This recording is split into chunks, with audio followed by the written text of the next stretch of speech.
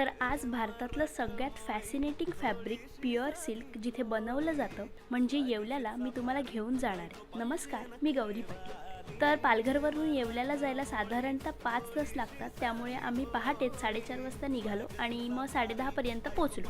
पोहोचल्यावर मस्त मिसळपाव आणि वडा रस्सा असा गरम गरम नाश्ता केला आणि मग त्यानंतर खरेदीला गेलो। तर सगळ्यात आधी आम्ही कापसे पैठणीमध्ये गेलो। लग्न लावायला नऊवारी घ्यायची होती, त्यामुळे मग Paithani border, Kanjivaram border, Kadiyal border अशा सगळ्या प्रकारच्या साड्या बघितल्या। त्याची प्राइस आणि डिटेल व्हिडिओ आपल्या गौरी पाटील या यूट्यूब चॅनलवर आहे, नक्की बघा। तर कापसेमधली शॉपिंग झाली आणि मग आम्ही लक्कडकोटमध्ये गेलो। त्यांच्याकडे हातमागावरच्या प्युअर सिल्क पैठणीचं खूप छान कलेक्शन होतं। खूप साड्या ट्राय केल्या आणि त्यानंतर मग आईला आम्ही तिथूनच पैठणी घेतली। त्यानंतर मग पंडतमध्ये गेलो। मला पर्सनली पंडत पैठणी हे शॉप खूप आवडलं।